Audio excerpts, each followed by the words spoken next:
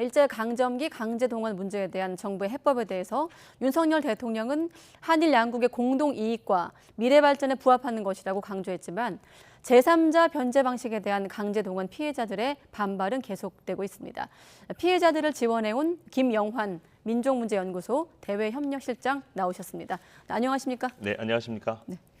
아까 화면 속에 지나갔던 국회 현장에서 네. 지금 오신 걸로 알고 있고 하나씩 질문 드리겠습니다. 네. 자, 피해자 측 목소리 중에 네. 정부의 외교적 완패다라고 규정을 했고 양금덕 할머니께서는 동량처럼 주는 돈은 안 받겠다고 말씀을 하셨는데 실장님은 어떻게 좀 규정하고 계십니까? 예, 강제동원 피해자들께서 평생을 걸고 싸우셔서 마침내 2018년 대법원 판결을 받아내셨습니다. 네. 이 판결은 무엇보다 식민 지배의 불법성 그리고 전범 기업의 반인도적인 불법 행위에 대한 배상 책임을 인정한 판결인데요. 역사적으로도 대단히 의미가 있고 세계사적으로도 의미가 있는 판결입니다. 네. 식민 지배의 극복을 선언한 점에서. 그런데 이러한 역사적인 판결을 한국 정부가 나서서 무력화시켰다. 어떻게 보면 사법 주권을 포기했다. 그리고 윤석열 정부는 역사의 시계를 거꾸로 되돌리는 최악의 외교 참사를 저지르고 말았다. 이렇게 평가할 수 있겠습니다. 네. 정부의 제3자 변제 방식을 화면에 좀 띄워봐 주시고 하나 여쭤보면 이 얘기가 좀 과거에부터 나오는 시점에서부터 피해자 대리인단은 2015년 위안부 합의보다도 후퇴한 해법이라고 이제 주장을 하고 계신데 어떤 의미인가요? 예, 2015년 일본군 위안부 합의에는 네. 그래도 위안부의 피해 사실의 인정이 있었습니다. 그리고 형식적이나마 일본 총리의 사죄의 네. 뜻이 표명이 있었는데요. 이것은 사실의 인정도 없고 그리고 일본 외무상 그리고 기시다 수상의 그런 역대 내각의 역사인식을 계승한다는 그 애매모호한 표현으로 사죄와 반성의 표현도 없었고요. 그런 의미에서 강제동원의 피해 사실을 인정받은 것도 아니고 네. 대법원 판결을 인정받은 것도 아니고 그렇게 해서 일본의 책임을 완벽하게 면책시켜 주었다. 이런 면에서 오히려 후퇴한 아니라고 볼 수가 있겠습니다. 네, 형식적이나마 사과나 어떤 사실 인정이 있었습니다만 2015년 네. 위안부 합의 때는 네. 이번엔 그마저도 없었던 네. 합의다. 네. 라는 설명이십니다. 자, 그래서 오늘 국회 앞에서 정부안 철회를 촉구하는 긴급 시국 선언이 발표됐습니다. 생존 피해자인 양금덕 또 김성주 할머니도 참여하셨는데 현장 목소리도 전해주시죠. 네, 뉴스에서도 앞서 보도가 되었지만 뭐 이제 90세를 넘으셨습니다. 양금덕 할머니 광주에서 올라오시고 또 김성주 할머니께서는 몸이 불편하신데도 오셨는데요. 딱 한마디 하셨습니다. 내가 잘못한 사람들 일본이 사죄하고 배상해야지 왜 하지 않고 있느냐.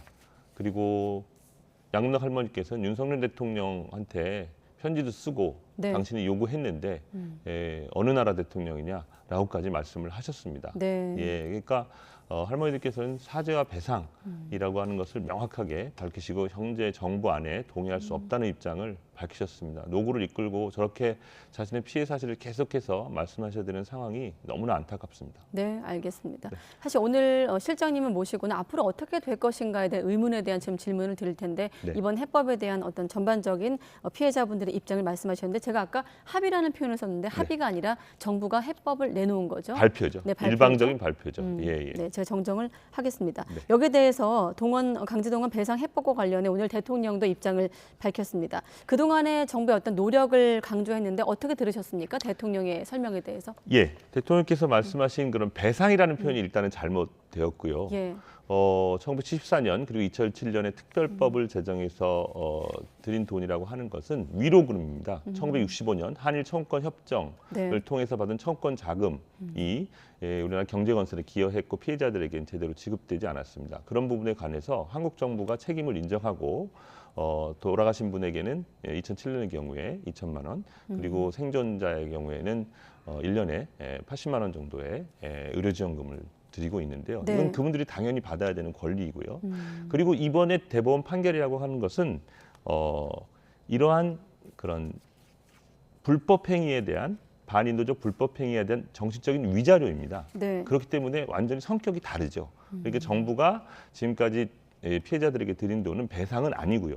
이것이 그 부분과 달리 반인도적인 불법 행위에 대한 위자료 청구권이라고 하는 점에서 청구권 협정에 들어가지 않는 것이거든요. 그러니까 전혀 잘못 이해하고 있는 것입니다. 그렇기 때문에 이것은 피해자들이 당연히 받아야 하는 권리이고 네. 그리고 가해기업인 미쓰비시 일본제철 그 회사를 상대로 네. 민사소송을 제기한 것이기 때문에 완전히 성격이 다른 것이라고 할 수 있다. 대법원 확정 판결이 보장하는 피해자들의 권리입니다. 권리다. 당연한 그런, 권리입니다. 네, 설명이십니다. 네. 자, 그렇다 보니 그 박진 외교부 장관이 발표하던 날 그날 현장에서도 기자들 질문에 반쪽 해법이란 비판도 나왔습니다. 하지만 박 장관이 동의하지 않았고 물컵에 비유하기도 했거든요. 네. 절반 이상 찼다고 생각하고 네. 나머지 반은 일본이 채울 것이다라고 네. 설명을 했습니다. 네.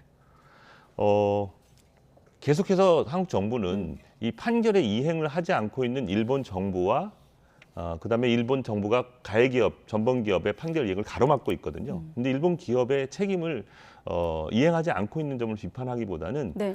계속해서 성의 있는 호응 아니면 기여 이런 표현을 쓰고 있습니다. 예. 근데 그런 건 선의에 기댄 일본의 호응이 아니라 당연히 받아야 되는 권리거든요. 어떻게 보면 일본 기업들이 불법 행위를 계속 저지르고 있는데요. 이런 법적 권리에 대해서 일본은 한 번도 인정한 바가 없고 어제의 표현에 있어서도 일본은 사죄의 시읒자도 꺼내지 않았습니다. 네. 그런 의미에서 성의 있는 호응을 기대한다는 것은 너무나 어떻게 보면 구애라고 할까요? 너무 굴종적인 자세라고 생각을 합니다. 그럼 일본의 성의 있는 호응이 있을 것으로 예상하지 않는다고 들리는데 그런 네. 기대를 하지 않는다. 자, 그러면 정부가 지금이라도 이런 걸 좀 보장받기 위해 어떤 좀 조치가 필요하다고 보십니까? 왜냐하면 네, 지금 아예 철회해야 되는 건가요? 해법은? 그렇죠. 왜냐하면 정부에서는 이 판결이 이행될 수 있도록 저희가 계속 요구한 것은 네. 일본 정부가 그런 일본 기업들의 저희들과의 직접적인 협상이라든지 만남이라든지 가로막고 있기 때문에 네. 저희들이 직접적으로 일본 기업과 협상할 수 있도록 외교적 보호권을 행사하라고 저희들이 계속 요구해왔습니다. 그것을 듣지 않기 때문에 저희가 강제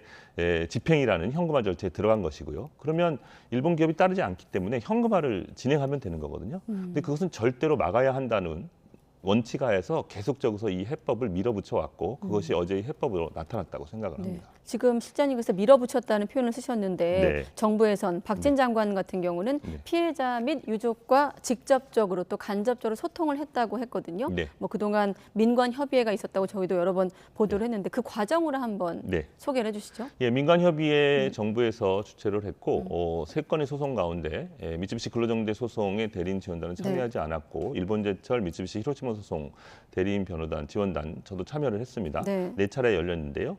그러면 2차례 열린 다음에 회의에서 지난 7월 26일 정부가 대법원에 의견서를 제출했습니다. 네. 이런 외교적 노력을 다하고 있으니 현금화를 지연시켜달라.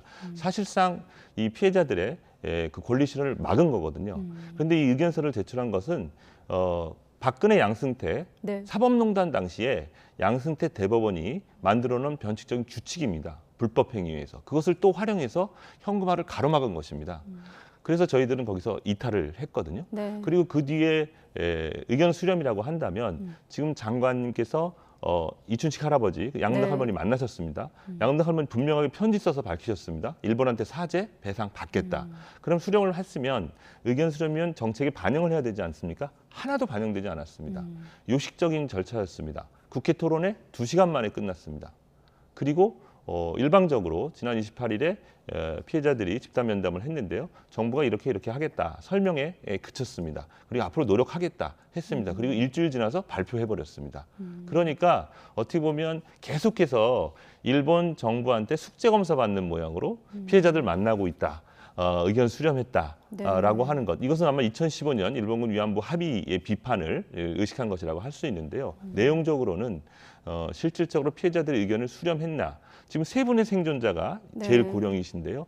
모두 다 반대하고 계시거든요. 근데 어떻게 이것을 의견을 수렴했고 어제 얘기했습니다. 많은 분들이 정부의 자세를 평가하고 계시다 이렇게 말씀하셨는데 빠른 해결을 바라는 건 모두가 다 원하는 것입니다. 그러나 이렇게 원칙을 저버리고 그리고 구걸하는 듯한 기부금으로 준다는 것까지 포기하라는 말은 아니거든요. 네. 네. 자, 그런 부분에서 대단히 아쉬운 발표, 그리고 선고판 발표, 그리고 철회해야 된다고 생각을 합니다. 자, 그럼 역으로 마지막에 드릴 질문이었는데 지금 네. 굴욕이라고 말씀하셨고 아까 일본의 숙제 검사 네. 받는 그런 형식이었다고 말씀하셨는데 자, 이런 여론을 네. 정부도 알고 있었을 거고 실제로 정부 안에서도 속도 조절론, 네. 신중론이 있었지만 대통령의 결단이라고 이렇게 알려지고 있거든요. 네. 자, 어떤 걸 좀 정부는 고려했을까요? 지금 시점에서? 지금 시점에서 윤석열 정부의 외교적 성과라고 할 수 있겠죠. 정상회담 네. 스케줄이 막 나오고 있지 않습니까? 일본 전문가들도 너무나 한국이 양보해서 놀랐다라고 얘기하고 있습니다. 네. 그런데 오늘 국가인권위원회가 성명을 발표했습니다. 이 문제는 중대한 인권 침해 그리고 국제인도법, 국제인권법이 이 중대한 인권 침해에 관한 2005년에 유엔 총회에서 발표한 가이드라인이 있습니다. 가장 중요한 것이 피해자들이 이 구제 원칙에 참여를 해야 되고 네. 무엇보다 중요한 것은 사실 인정과 거기에 대한 사죄가 따라야 된다. 그리고 미래를 향한 교육이 있어야 된다라고 하는 것인데요. 이것이 기본적으로 빠져 있기 때문에 정부의 해법은 이런 원칙을 살리지 못했다라는 비판적인 설명이 나왔는데요. 대법원 판결이 이야기하는 정신을 한국 정부가 다시 한번 읽고 꼭 따랐으면 좋겠습니다. 네, 알겠습니다. 이 부분은 어떻습니까? 한일 관계 개선에 대한 국내 여론도 존재하는 게 사실이라는 정부의 논리를 한번 제가 질문 드리면요. 예, 한일 관계 개선한다는 논리는 저도 당연히 받아들이고요. 네. 그리고 그렇지만 마치 이 판결이 한일 관계를 가로막고 있다라고 일본이 일방적으로 이것을 파탄낸 것이고 수출지를 하지 않았습니까? 네. 그래서 저는 이 문제는 이 문제로 하면서 교류와 문화 교류는 뭐 투트랙으로 해나가는 것 이런 것들은 충분히 가능하고 민간의 교류 같은 걸 확대할 수 있다고 생각을 하는데요. 네. 이렇게 원칙을 저버리면서까지 하는 것이 진정한 한일 관계 개선에 도움이 될까 그렇게 생각하지 네. 않습니다. 방금 말씀 그 원칙을 저버린 대목. 그럼 만약에 이를테면 일본의 사죄나 반성이 있었다면 이 해법도 받아들일 수는 있는 건가요? 아닙니다. 전제가 사죄와 된다면? 배상 저희들이 얘기한 것은 이 배상이라고 하는 것은 네. 사죄의 증거로서의 의미가 있거든요. 그냥 아무 돈이나 받는다고 되는 것이 아니죠. 네. 그래서 어제 나온 그런 청년기금이라고 하는 것은 이미 10여 년 전에 미쯔비시 근로정신대 소송에서 미쯔비시 측이 할머니들 피해자들에게 제시한 화해안에 들어 있었습니다. 네. 절대로 배상할 수 없으니 장학금을 드리겠다. 그 할머니들이 무슨 소리 하느냐. 거부하시는 아니거든요. 이것을 가지고 다시 마치 이 배상을 대신하는 것처럼 제시하는 것은 말하자면 사죄 그리고 진정한 사실 인정을 바탕으로 한 사죄와 사죄의 배상으로서의 증거라는 그런 인권의 기본 원칙을 저버린 어떻게 보면 피해자를 다시 한번 좀 굴욕감을 주는 어제 촛불 집회에서 네. 어떤 젊은 대학생이 얘기했습니다. 할머니 할아버지들이 그렇게 목숨을 걸고 싸워서 받아낸 배상금 대신 저희들이 어떻게 그 돈을 받아서 누가 유학을 가겠습니까? 이런 부분 알겠습니다. 새겨드려야 된다고 생각을 합니다. 네, 지금 방금 말씀하신 부분은 이제 한일 기업이 네. 미래 청년 기금을 공동으로 조성하기로 한 네. 대목에 대한 비판의 목소리를 하신 거고 네. 자, 정부가 내놓은 이번 해법에 대해서 언론 보도를 통해서 알려지는 내용은 동의하는 피해자도 있다고 들었거든요. 네. 그런 분위기는 어떻습니까? 예, 뭐 사실은 이 소송이 20여 년 넘게 한국에서만 진행됐습니다. 네. 일본 제철 소송만 해도 일본에서 97년 원고분들이 다 돌아가시고 이제 딱 3분이 남으신 거거든요. 그 유족분들도 뭐 70대, 80대가 되셨습니다. 자기 아버지께서 싸우신 투쟁 잘 알고 있지만 네. 또 본인 당사자들도 대단히 힘드시고 피로감이 있으실 거고요. 그리고 일본이 저렇게 움직이지 않고 있는데 자식들에게 물려주지 않겠다 아니면 경제적 사정 여러 가지 이유. 이게 지연이 잠깐만 한 2억이나 되는 돈이거든요. 네. 이것을 받지 않겠다고 거부하는 것도 그렇게 간단한 일은 아닙니다. 그런데 문제는 정부가 보다 나은 해법을 가지고 일본 정부를 설득해서 받아내기보다는 이 돈을 가지고 이것이 마치 채권 채무 관계인 것처럼 피해자들에게 선택을 강요하는 것이죠. 네. 이게 대단히 부당한 상황이라고 생각을 합니다. 그런 부분에 있어서 저희들은 뭐 그런 수용하겠다고 하는 분들의 의사도 당연히 존중을 하고 네. 그런 절차에 협조를 해야 될 것이고 또 그렇지 않은 분들 같은 경우에는 법이 정한 절차에 따라서 판결을 이행하는 것 이것을 계속해서 진행할 수 없다고 생각합니다. 네, 아까 선택을 강요한다고 하셨거든요. 아마 그 네. 대목은 피해자 동의 없이 정부가 말한 제3자 변제는 자 불가능하다. 그럼 앞으로 어떻게 되는 겁니까? 피해자분들이 끝까지 판결금 변제를 수용하지 않으면 아까 리포트에서 공탁 얘기도 나오는데 네. 어떻습니까? 예, 지금 현재 대법원에 네. 일본제철과 미쯔비시 소송 같은 경우에는 이 가해기업, 전범기업의 채권이 지금 압류가 됐고 현금화 직전에 들어 있습니다. 아까 말씀드리지 않았습니까? 네. 대법원이 빨리 판결을 내려야 합니다. 사법농단 때도 5년이나 시간을 끌어서 원고분들이 다 돌아가셨는데요. 네. 지금 외교부가 의견서를 낸 이후로 계속해서 혹시 계류 중인 사건을 말씀하시는 건가요? 계류 중인 사건도 있고요. 예. 그것 말고 현금화. 아, 현금화. 현금화가 됐어. 양금덕 할머니, 김성주 할머니, 네네. 그리고 일본제철에 가는 현금화가 대법원에 있는데 이게 지금 몇 년째 판결이 나지 않고 있습니다. 예. 계류된 소송도 물론 있고요. 근데 그런 부분에서 대법원은 그 사법농단에 대한 책임 인정하고 이 판결에 대해서 빨리 이 현금화 피해자의 인권 회복을 위해서 내려야 된다고 생각을 합니다. 네, 한 가지 또 하나 가해자인 일본은 빠진 상황에서 이렇게 보면 우리 정부와 피해자만 갈등을 좀 일으킬 수 있는 모양새가 될 수 있다 이런 좀 걱정도 있는데 여기에 대한 생각 어떠십니까? 예, 아까도 말씀드렸지만 일본 정부 수상, 외무상, 사제의 시읒자도 말하지 않았습니다. 한국에서 알아서 한다라고 하는 것이죠. 네. 저는 너무나 좀 모욕감을 느꼈는데요.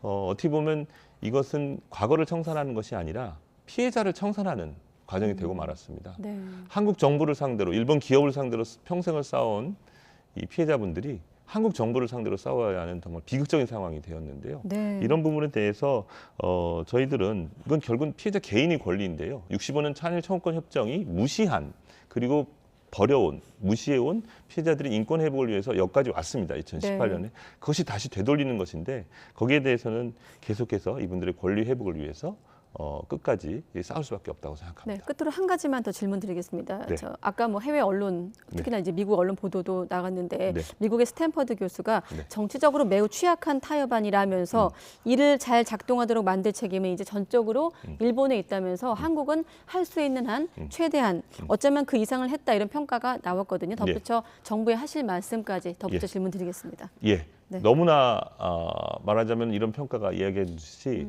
일본은 아무것도 안 해도 되는 것이거든요. 그렇기 때문에 저는 한국 정부가 이 해법을 가지고 문제는 결코 해결되지 않습니다. 오히려 문제 해결을 더 어렵게 만들 것이 되는 거거든요. 피해자 권리 회복을 위해서 계속 피해자들은 싸워야 할 것이고 네.